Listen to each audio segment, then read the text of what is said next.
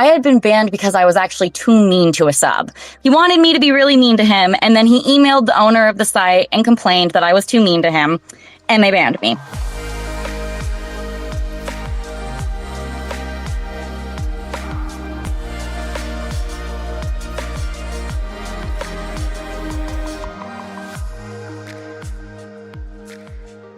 Welcome back to On the Horizon. This is MelRose Michaels. I am your host, and I'm here to share what's worked for me in building my adult creator business to try to make building yours just a little bit easier.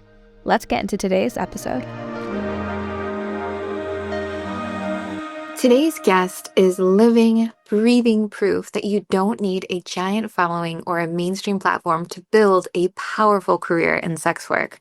You just need strategy, grit, and a whole lot of unapologetic self-possession.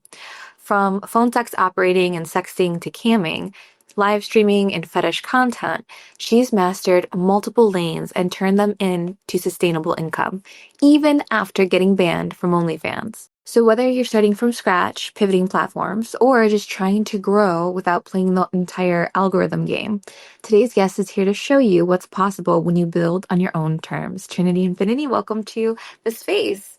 Hello, thank you for having me. I am so happy to be here. It's been looking forward to this for a while now. I know, of course. I saw you finally in person, met you in person at Exotica Chicago, and lots of time has passed since then, but we've been kind of planning and looking forward to this for a long time. So I'm excited because something that commonly comes up for adult creators and, the sex work CEO community or even CEO society, the private community, is building other places aside from OnlyFans, because that's just the common thing everyone talks about finding success on, but it's not the only option. So I feel like this specific talk and interview with you is really important, because when creators lose their OnlyFans, it can feel like the end of the world. Yes, absolutely. And I think it's really important for people to remember that even though OnlyFans might have been the reason that sex work kind of was pushed to the forefront of mainstream in the last few years, sex work has existed for a long time before OnlyFans ever existed. So you absolutely can be successful without being successful on OnlyFans. Yeah, entirely. And this is so funny because so often when people ask, even just what I do for work and all of that, I'll give them, I'm an OnlyFans performer, just because they have that association, since it's so, in the media and in your face these days. But the reality is 13 years in the industry, I was around building my brand way before OnlyFans even came into an idea. It wasn't even a thing. Fan sites were kind of more in the pay site arena, left to big studios and all the rest. So it's interesting how things have evolved in how one monster in the market can influence the perception as a whole, really.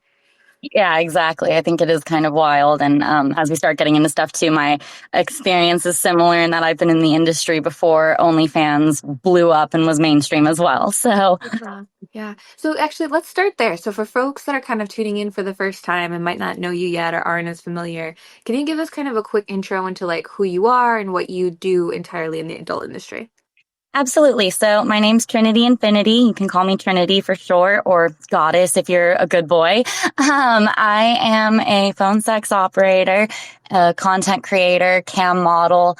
I've done some fetish modeling. I've pretty much dabbled in and out of almost every medium when it comes to digital and online sex work that exists. I haven't done any mainstream studio work. I've never been an exotic dancer, and I don't do full service work. So pretty much everything I do is exclusively online. Okay, and then how did you first get started in the early days of your career? What did that look like for you? So when I first started, I was actually working at a Halloween store when I graduated high school. And to make a long story short, I had a very eccentric coworker who was in a polyamorous relationship and was seeing a pro dom. And she kind of caught my eye. So I had lunch with her one day and she told me about FetLife, which then led to me trying fetish modeling a little bit. And I also tried camming on Chatterbait. That didn't really work out as I wanted it to, because then I started dating someone for a while who wasn't okay with this world, wasn't okay with this line of work. So I kind of put that on pause for a few years, bounced around all kinds of different vanilla jobs. And then when that relationship didn't work out, surprisingly, I was in a place where I was living with a lot of roommates. I was in Portland and I had like 6 roommates at the time. So, it wasn't an ideal situation, but my bills were low and I was trying to figure out what I wanted to do with my life. And I figured out, phone sex was still a thing. And when I found out about phone sex, I was kind of like, wait, isn't that like the thing from like the 90s where like people would call 1-800 lines and like you would just be talking to like some random person that you don't really know who it is. And it wasn't like that at all. So, I started doing phone sex kind of just like casually, but I didn't really feel confident that it was something that I could be sustainable with. But I was figuring out right away that I could make some decent money at it. And then I was still working at a house cleaning job at a major hotel chain. And I absolutely hated life. I hated what I was doing there. I hated how I was being treated. Like, shout out to anyone who has a vanilla job in the service industry. Y'all are the real MVPs because it is not easy work. So one day I just decided to quit. I walked out of my house cleaning job, and I was like, okay, this has to work. I'm not going to do mainstream work anymore. I'm not going to work for other people. I don't like doing 9-to-5s. I'm going to find a way to work for myself. And that was almost 7 years ago. And that snowballed to where I am now. That's amazing. And something that really had drawn me to you and I admire is that you're super grounded in your deeper why, like behind your work. So I'm wondering if you could share a little bit about how your background shaped the way you have moved through the industry and what that's made possible for you, because it's not often that's something that gets spoken about. Yeah, I would say that there's a few different things that really motivate me. I mean, first of all, I'm just real and honest about the fact, like, I come from generational poverty. Like, my family was poor, their families were poor. Everyone that I have been, like, raised by has been incredibly poor. I was homeless for a while as a teenager. So it's really important to me to build stability. I refuse to become a victim of my circumstances. I refuse to accept that just because I was born into poverty, that's the card that life handed me and that I can stay stuck in that. I also have always been drawn to people who are weird, people who are eccentric, the freaks and the oddballs. Like, I think that there's something really unique about being in an industry where everybody gets a niche, everybody gets a corner, everybody gets to express themselves. You know, there's all kinds of body types, all kinds of people. And I think that that's really important. Yeah, absolutely. And I can relate to your story a little bit in that way because I have a similar upbringing. And I remember when I first got involved, because my entrance into the industry was through webcam. So when I first got involved in webcam, that for me was such an eye-opening experience of like when I got my first check, like I realized in that moment, like this was going to be a vehicle for me to really get like ahead and out of my previous circumstances. And it was an opportunity that I didn't see coming from anywhere else. Like this was something that really could be a vehicle to raise capital and start businesses and like have a future that I previously couldn't have really imagined. Like it opened that many doors for me. So I can totally relate to your story in that way. No, it's completely, yeah, I agree 100%. And it's mind blowing because the stark contrast of like when I was making the little bit of money that I was making when I was first kind of dabbling with phone sex to what I was comparing with the paychecks I was getting from the hotel that I was working at. That was really what like set the difference in is I was like, okay, I'm spending 8, 10, 12 hours a day, you know, cleaning 15 to 20 rooms and I'm feeling exhausted. I have no time for myself, no time for anything else.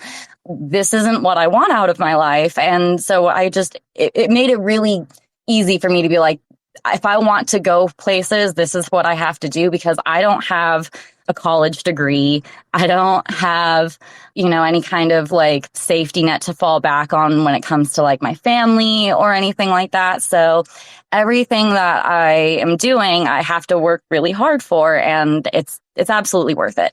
If you're enjoying this podcast episode so far, please take one moment to share it with another one of your adult content creator friends. Because you know what the rule is here. We do not gatekeep, and we want to make as many adult creators' businesses as easy as possible. And you sharing this episode with them might do exactly that. Thanks so much in advance. And I love that you're similar to me in the fact that you have kind of like these different phases along your journey. So I'd love to, if you could even just start with like phone sex operating work, then maybe we can talk about camming and then content creation. I'm curious, like, how did you go about building these stages? Like, was there intention behind it? Like, any long-term planning that went into it? Is it something that just evolved naturally as you got your feet more and more wet in the industry? Because I know for each creator, it can be very, very different. So I'm wondering what your approach to that was, or if it just unfolded. So I would say it was very organic. So like I said, I started doing phone sex when I was living with like 6 roommates in Portland. And it was a very weird situation where it was less than ideal, but my bills were low. So it gave me like a starting point to be like, okay, I'm just going to work my ass off and I'm going to save and save and save and save. And when I mean work my ass off, I was taking calls 12 to 16 hours a day sometimes, sometimes even more. And to the point where it was like, I would wake up in the middle of the night, and if someone messaged me, I would be on it instantly, like ready to interact with them. So after a few months of doing that and driving myself a little bit crazy, I managed to save up enough to move out and get my own place, because that was my first goal, was like, okay, if I'm going to want to be successful, I can't just be limited to my space and my room. I need to be able to have my own whole workspace. So I moved out, and then along doing phone sex, I was having people who wanted, content, because I was using my own pictures. So it kind of happened naturally where I started doing like custom photo sets and custom audios. And then I started doing a few custom videos here and there. I wasn't like the most comfortable with like my appearance, my space. I was always worried about my roommates hearing. So I was trying to really work around what I had to do. And then eventually, once I got into my own place and I was no longer living with like a dozen other people, what it felt like at times, then I started feeling more open to doing more content. So I was like, okay, now I have more space to work with. I can, have access to my own bathroom, for instance, and I'm not sharing it with a million other people. So that led to me being able to make more content. Me making more content led to more people wanting to cam with me. I still wasn't feeling fully comfortable with like being out there like that. And even though I had tried camming years ago, I had gotten so comfortable with like phone sex and kind of like slinking behind the phone and being able to use just my voice that I wasn't sure how I felt about getting on cam. I kind of had like stage fright almost. So it made more sense for me to do faceless camming, because I was like, okay, if I'm going to be on cam, I don't have a problem putting my body out there. Like I've already put that out there all kinds of ways, but I don't know how I'm going to feel about my facial like reactions or expressions. So I'll just keep my face out. And that worked out really well for me for like a long time. And then eventually I started feeling more comfortable being face in when I was doing stuff that wasn't nude. I was doing more like fetish stuff, dom stuff. I had a couple people who were really into like smoke shows for a little bit. So I was doing some of that.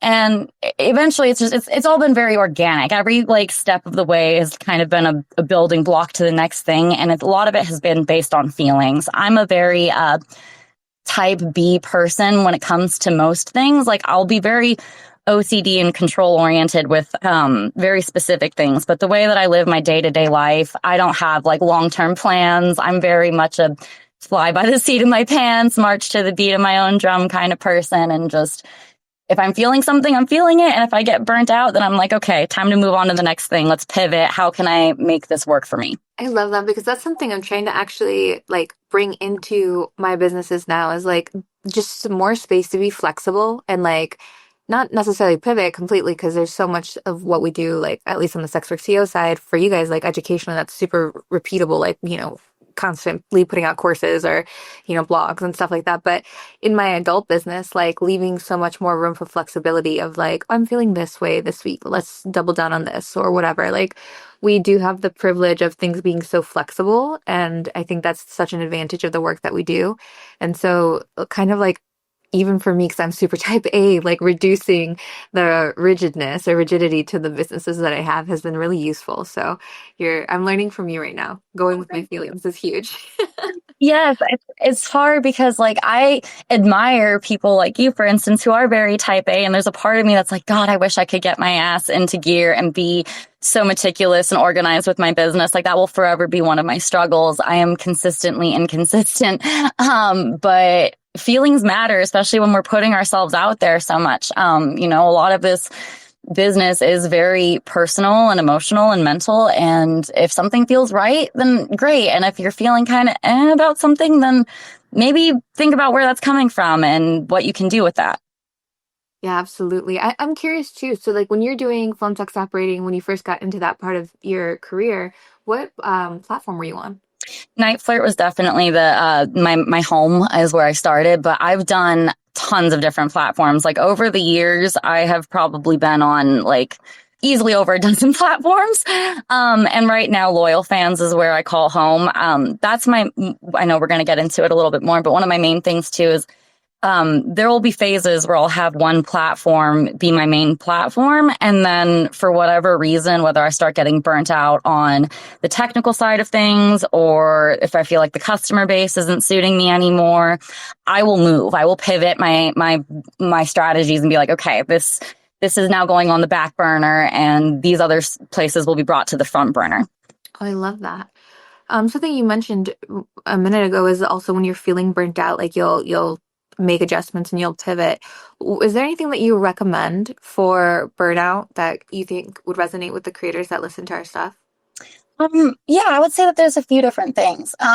Having a support system is really important. My first few years of doing this, I didn't have one. I was very behind the screen so much. So being a phone sex operator, you can kind of find yourself oh, wow, I haven't left my house for 3 days. I haven't seen sunlight. I haven't talked to anyone other than my fans. So forcing yourself to put yourself out there and make friends in the industry, find people who are going to understand what you're going through is super important.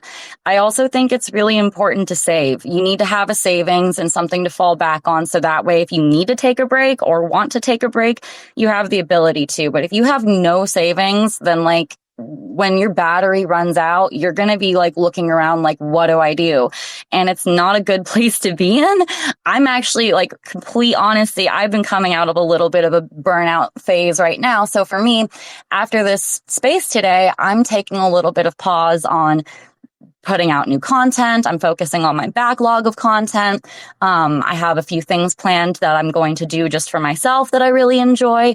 This is a silly tip too, but I feel like finding reasons to get made up for just yourself is really important. Sometimes I forget that I can wear makeup and get dolled up just for me and that it doesn't have to always be for work. So things like that are really important. I mean, obviously you can do all of the basic self-care things like bubble baths and showers and things like that. But when it comes to prolonged burnout, you really need to have a strategy to either help prevent that or help pull yourself out of that. Yeah, I couldn't agree more. You know what's so interesting too, because you're talking about getting dolled up just for the sake of it. I've been struggling probably for a little over a year now with the idea that I might be or might be faced with ADHD. Mhm. And I think I've probably had that my whole life, but I have the opposite problem where I'm hyper focused and fixated. Not that I'm necessarily having trouble focusing. Mhm. It's more I'm constantly in flow, and then I get really angry when people disrupt me, which is constantly.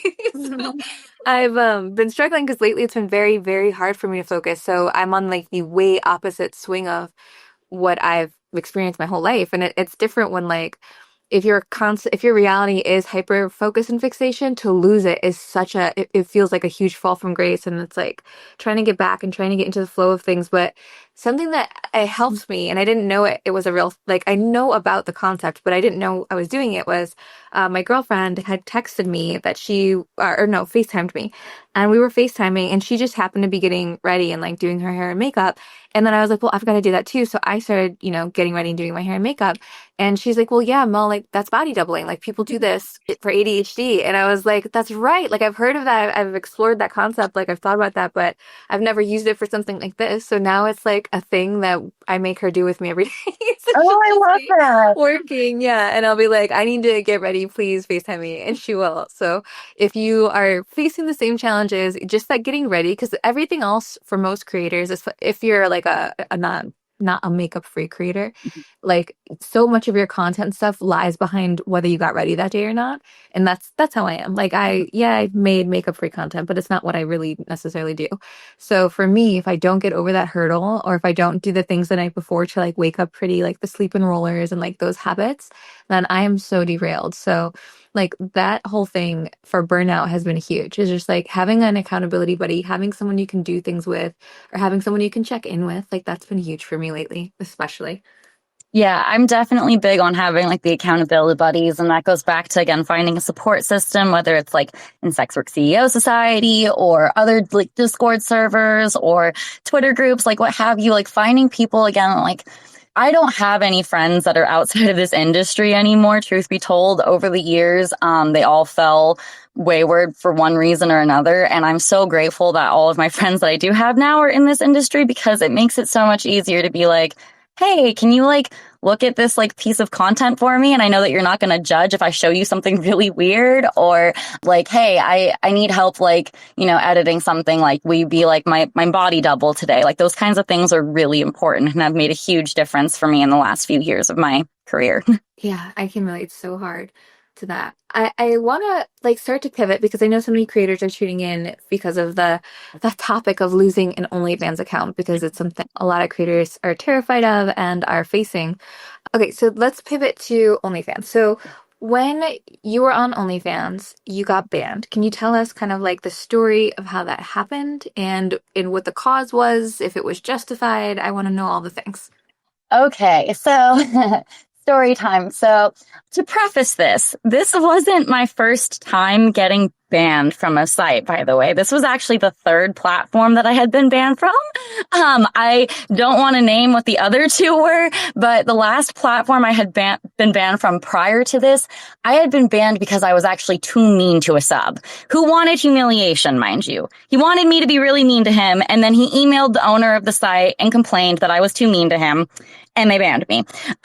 So the first time I was banned from a platform, it felt like the sky was falling. I felt like Chicken Little. I felt like I felt like that scene from Mean Girls where she's like, I felt like my heart was going to fall out of my butt. Like I felt that so hard. I was like, what the fuck am I going to do? I cried and I was terrified, and I was like, I don't know what I'm going to do. So that was the first moment where I realized having all of your eggs in one basket is never a good idea, because the first time I had gotten banned from a platform, all of my eggs were in that one basket. I was like, shit, this has to work. This is what I was doing. This is what I was relying on. So from that point forward, I made sure I was like, okay, never again. Even if I don't use a site, I try to sign up on every single platform that I can just to hold my namespace and have it as a backup in case something happens. So I was never very successful with OnlyFans. I kind of made OnlyFans begrudgingly, and like kind of in a sense of like, okay, it's out there, everybody's doing it, I'm going to give this a try. Maybe there's something to be said here. Maybe there's some potential. I never made a lot of money on there. I never had a huge subscription base on there. I never had a huge following on there. In February of 2023, I was up late one night around like midnight, and I was updating both of my OnlyFans accounts because at the time I was trying to think, I was like, okay, maybe I'll put more effort into this and see if I can really make this work for me. And as I was updating both of my accounts, I got locked out. And as someone who had been banned before, I first tried to log in and I was like, okay, maybe this is a technical thing. And then I was like, well, no, this is probably indicative of something. So then I got the email that said my account was suspended and that they were looking into it. And then about like a day later, I got the next email saying, upon further review, you've been permanently banned. And yeah, like we're removing all of your things, like don't interact with anyone, like goodbye. They did not tell me why. I tried to ask why, and they basically just said because I was violating their policies. They didn't say which policies I was violating. Now, mind you, I try really hard to follow all of the rules of the platforms that I'm on, but like I was bending some rules. I wasn't flippantly breaking them left and right, but the things that I was doing were things that people were doing at the time too. Like I had panties for sale. I might have had my Wish Tender link in my bio. So like things that were just like very mild. Prior to my ban, when OnlyFans started cracking down on content randomly, I had a photo set of me that I had taken one day. Like I was getting ready to go wine tasting with some friends and I was really feeling my outfit. So I was like, okay, I'm going to pop into my bathroom before I head out and take some selfies. Just some normal ass vanilla tits and ass selfies. You couldn't see the toilet in the background because I made sure that that was something that I knew that the filters would pick up on. That photo set had been up for months and gotten flagged. It was just randomly one day, every single picture had gotten flagged and taken down and was being told that it was against the rules. So things like that had happened prior to my ban. And then once I got banned, I was just like, well, okay, no harm, no foul. I'd never really liked it here anyways. I felt like I was always dancing around their TOS with like the kind of content and fetishes that I cater to. So as soon as I got banned, I was like, I'm going to put all of my time and energy into LoyalFans. This is where I'm going to focus. I like the features on the site. I like that it seems to have a good base of fetish creators, and that was my fun experience of getting banned on OnlyFans. And I wish I could tell you what the exact reason was and what rule that I broke. Every time I tell people I got banned, they're like, why? What happened? I'm like, I don't know. Like, I really don't know. I wish I could tell you. I don't know if it's just because I had a target on my back, or I pissed somebody off, or someone reported me, or if I wasn't a big enough creator to get away with those things, but that's what happens. It's so wild. And so when you were banned then and you pivoted to LoyalFans, was there like certain things you did immediately after getting banned to attempt to kind of stabilize your business? Did you, go out to social? Did you have an email list you could hit up? Did you what was the first steps to kind of stabilize your business? Well, like I said, it wasn't really like a huge hit for me because of the fact that like I didn't have a ton of subscribers or anything. So I really didn't have to like pivot that hard. Like I only had like, I think maybe 3 subscribers at the time, which by the way, all of them got refunded when I got banned. So they got all of their money back. Very fun, even though they still got to enjoy all the content that I had up there. So I didn't really have to do too much. I just I went to Twitter and kind of made like a general announcement that I was like, hey, I'm banned from OnlyFans. So if you want to find me on a subscription site, find me on LoyalFans. The biggest hindrance that has happened as a result of being banned has honestly been collaborating with other people. Like since I've been banned, like anytime I collaborate with other DOMs, the first thing I have to preface is I'm banned from OnlyFans. So you can't put this content up on there. I'm sorry to tell you that. But if you want to work with me, like you can put it anywhere and everywhere else you want to, just not there.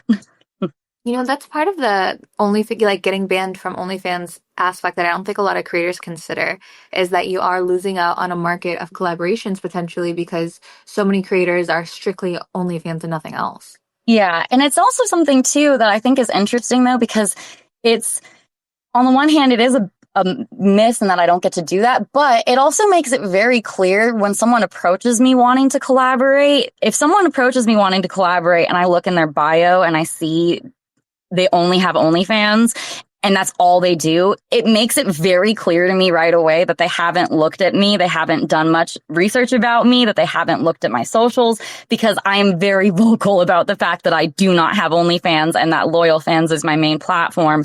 So it makes it really easy to weed out time wasters who want to collaborate with me. Yeah, that's a good point. That's really valid. Speaking of OnlyFans, you won Creator of the Month of OnlyFans in April, which is super deserved, especially for someone who's kind of built so much without relying on mainstream platforms for adult. Do you think something specifically set you apart, or is it just how you have managed to kind of grow and monetize your work there? I think it's definitely a culmination of things since moving to Vegas. So that's one of the things that being in this industry allowed me to do that I was not prepared for. I packed up all of my stuff in 2023 and was like, I am done with the rainy Pacific Northwest. I am moving my ass to Vegas. I want sunshine. I want excitement. I want to be somewhere where the adult industry is very widely accepted. So in November of 2023, I went to my first industry event, which was the LoyalFans pole dancing class. And since then, I basically just made it a point to push really hard on the platform. Like I would enter every single contest that I could, that I felt like was applicable to me. I, got to network with some people in the industry that live here that worked with LoyalFans. And then I got to work the booth for LoyalFans at AVN earlier this year for a couple days. So that was like my first kind of dipping my toe into like working a trade show event. When I saw that they were doing the Exotica contest and thing for like the creator of the month, I decided to throw my hat in the ring. I sent an email saying, I've never been to an Exotica Expo. I've never been to Chicago. And I really love LoyalFans. I do feel like it's out of all of the platforms that I've been on, it really is a community. And like, this isn't like a paid endorsement or anything like that. Like, I don't work for them. I'm 100% independent. This is just my own experience. So, I put my, hat in the ring, and then I think it was March 31st, super late at night, they sent me an email asking me to sign an NDA. And then they were like, congratulations, you won. And I cried, and I was like, holy shit, holy fuck, I can't believe I won.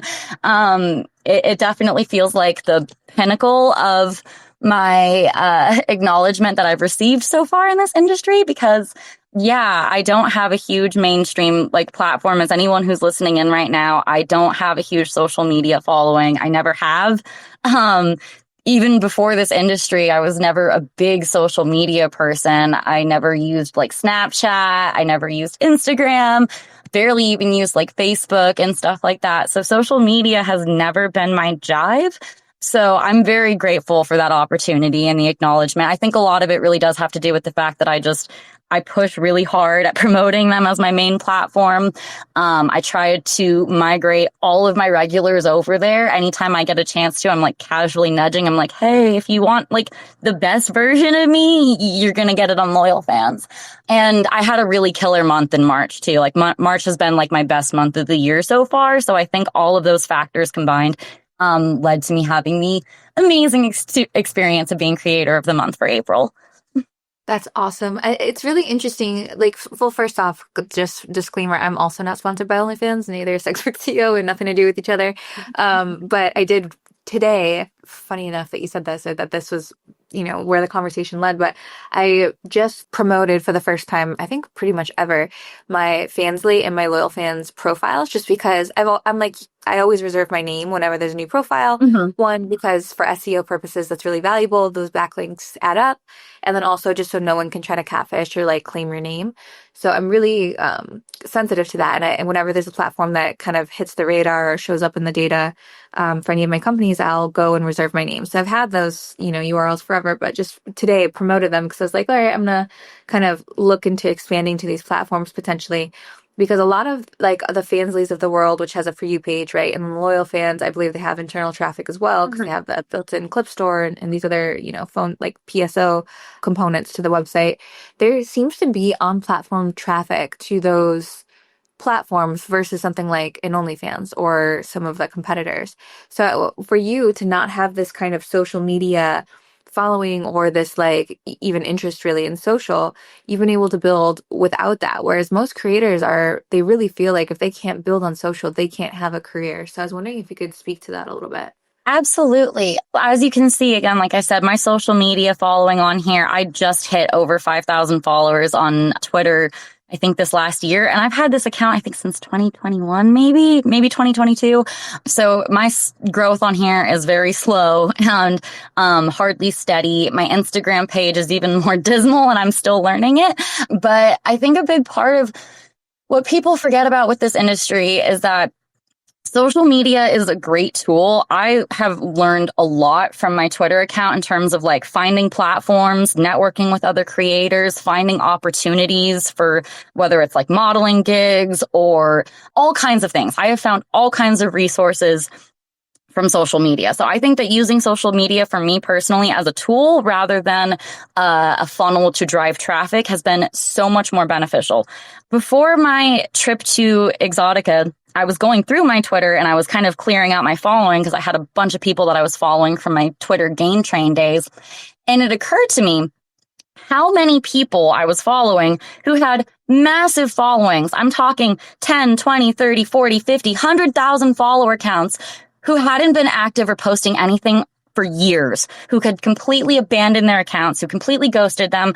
So having a large following does not equate to long-term sustainability. You might have a long-term following, you might go viral, and like that might work great for you. Like everything in this industry is very much your mileage may vary kind of experience. But for me, I've always been much better at working internal traffic on platforms than I have working with social media, because I don't like dealing with time wasters. I don't like dealing with people who want to steal my energy for free. I want to know that who I'm talking to has the intention of spending money and is going to buy my content or subscribe or order customs or do anything other than try to get off for free. I'm curious too, do you post to a clip store? Yeah, I am currently posting to Clips for Sale, I Want Clips, and LoyalFans are my main clip stores. I don't use ManyVids anymore because I had my whole catalog leaked from there, and I wasn't getting enough sales on there to, I feel like, justify the fact that my whole catalog got leaked from there. Oh my gosh. But so from clip stores then, are you seeing traffic coming from that aspect too? Because that's something I always suggest to creators as well, as like if you're not in the live cam space, because live cam obviously brings authentic internal traffic from the cam sites. But if you're doing clip stores, that has a lot of, cross promotion and cross traffic from other people searching for certain kinds of clips.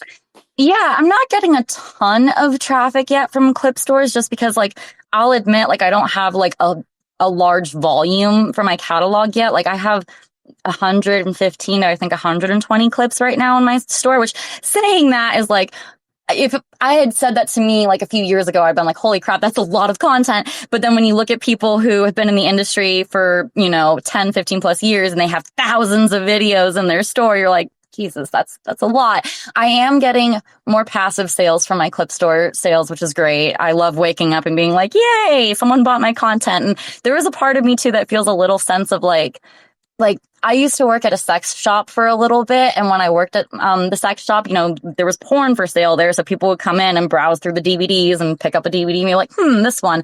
So there's a part of me that has like this feeling when someone buys my clips that I'm like, holy crap, they were looking through thousands of clips, thousands of thumbnails and previews, and they decided to land on mine and pick mine. Awesome. I haven't been getting necessarily a ton of traffic from like fans and customers again from clip sites, but I've gotten some. I'm still starting to build up my clip store catalog game, so I'm hoping to see more results for that for the next year. I love that. Yeah. It's just something that I found, like, I mean, probably because I started my clips from many, many years ago. Like I have a ManyVids that I started when I first got in the industry. So that goes back, to like 2011. And then my free cams, when they rolled out their MFC share platform, I've got so many clips on there just because that was where I really started and like got my feet wet.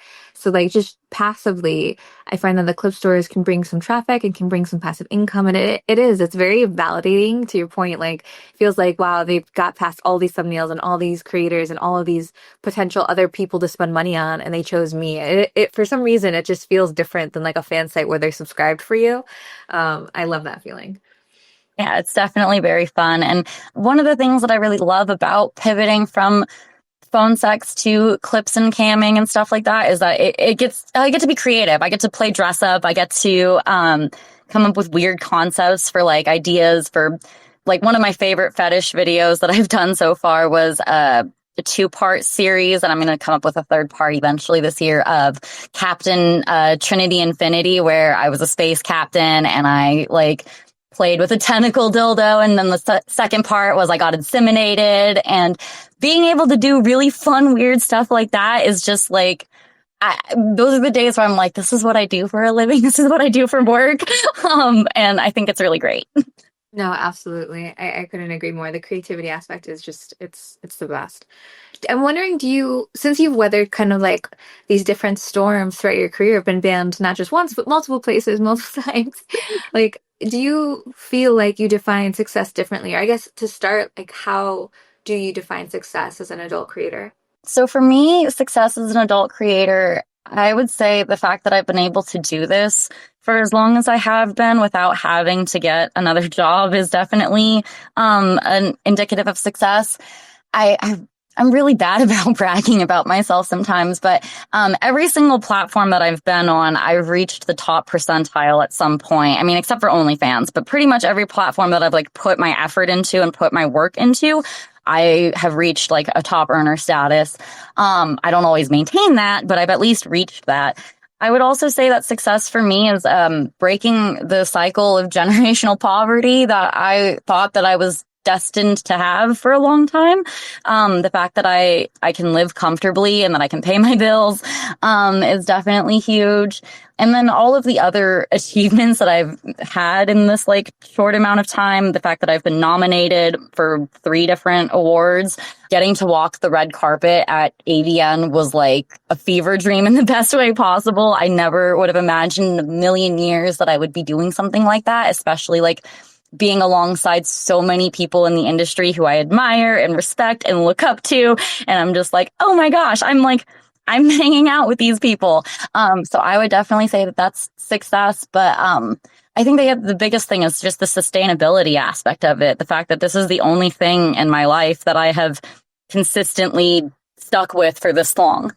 Yeah, I relate to that so much because it's the fact that you have the freedom to like pay your bills and live with this income, like with this career, and not have to have a 9 to 5 still, or not have to like have other side hustles happening like that. That's huge. I'm wondering if you could kind of tell your younger self something when you were just getting started out in adult, what would be one piece of advice that you would give her? Don't wait because of who you're dating. Like the right person will support your goals, will believe in you, will see you as you. That's not to say that it might not make it more challenging at times, but like after that relationship bombed, I made it very pertinently clear that I was like, okay, whoever I decide to be romantically involved with from here on out, they're going to have to be okay with me being in this world because this is who I am. This is a part of who I am.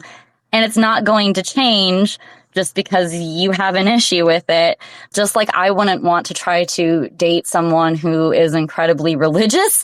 I understand why some people wouldn't want to date someone who's in this industry necessarily, but putting your goals and your dreams on hold for somebody who's not actually going to be there in the long run is not worth it. And like, I'll just say too, when I was working vanilla jobs, like one of the jobs that I worked at that I got a lot of praise for was I was a teacher's assistant for special needs children. And I found it to be very emotionally rewarding and exhausting and emotionally burning out and physically exhausting. Like I was physically getting attacked regularly and I wasn't able to pay my bills. So even though I was doing something that was considered very like wholesome and I had all the people in the world praising me and being like, oh my God, what you're doing is so important, I was absolutely fucking miserable. And now I get to live life on my own terms. I don't have to set an alarm most days unless I want to. I get to live in Sin City and I don't feel locked into living here because I can move wherever I want as long as there's an internet connection. And sure, maybe the world doesn't think that what I'm doing is the most meaningful or important now, but at least I get to live and be happy and be free. Yeah, no, definitely. And I'm wondering too, like for the creators that are going to listen to this, the ones that are kind of, trying to build something real, but maybe feeling overwhelmed, what would be one thing you would want them to walk away from this kind of conversation remembering? It's something that I struggle with too. And I think most people who are in this industry struggle with, but, comparison is the thief of joy. Like it's been said plenty of times, like you will go on social media and you will see what you think is success and it is not success. Like there's a lot of smoke and mirrors. There's a lot of people who are masters of illusion and it can feel very overwhelming when you're starting from scratch and you're like at the very bottom and you're like, oh my God, where do I begin? There are so many people who look amazing, who have really intricate setups and stuff. And like, I'm sure that you can relate to this, Mel, and that like when you first started, like not everybody and their mother had an HD webcam and like light box setups in their rooms. Like when I was looking at Chatterbait,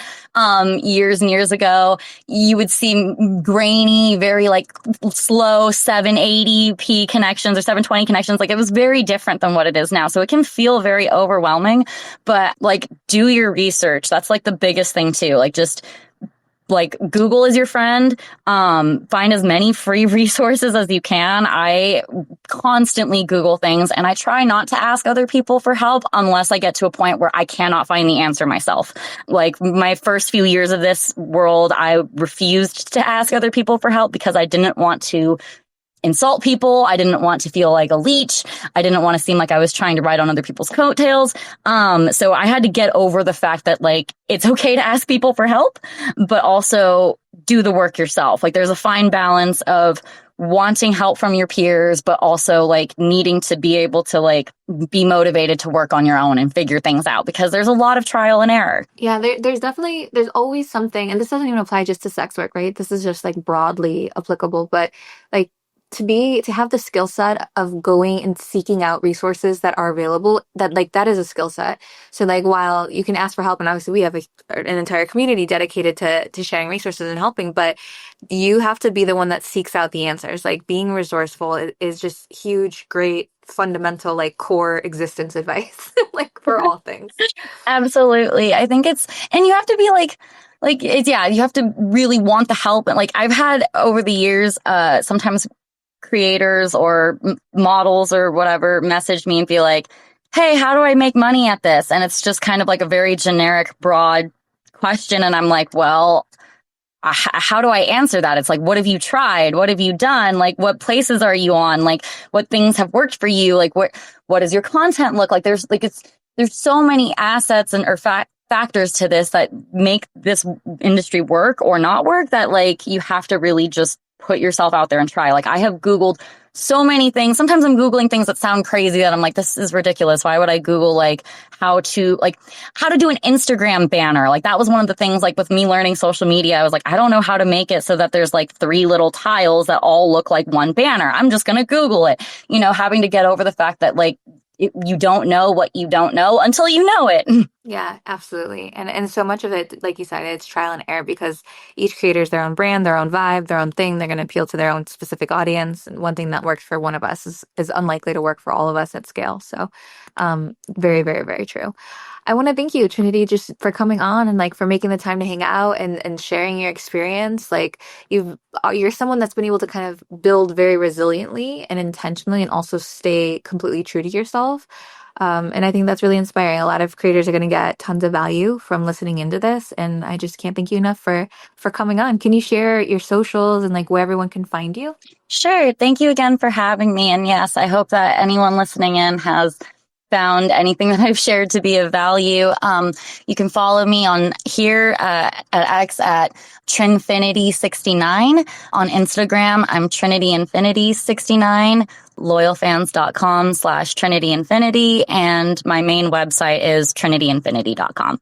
Lovely. Thank you so much. If you guys are still listening to this and you want to build similarly, you should know that you don't have to do it alone. Trinity is a big part of the CEO Society. So if you're looking for a space where real strategies meet real support, this is where you need to be. So you can hop inside the CEO Society, where we share, key industry insights, systems, tools, resources, mindset stuff, and even case studies of things that we're all collectively testing and trying to see if they work, so we can enhance the learning curve for the other creators along the way. So if that's interesting to you, don't just leave the episode inspired. Leave with a plan. You can join us over at ceosociety.app to get in the room with creators who are actually doing the work. Thank you guys so much for listening, and I'll see you in the next episode. Thank you guys. Thanks, Trinity. Thank you. It would be absolutely incredible if you rated this podcast 5 stars and left a little review. We want to get this podcast to as many adult creators as possible, and you taking a second to leave a couple stars and a review really helps us do that. Thanks so much.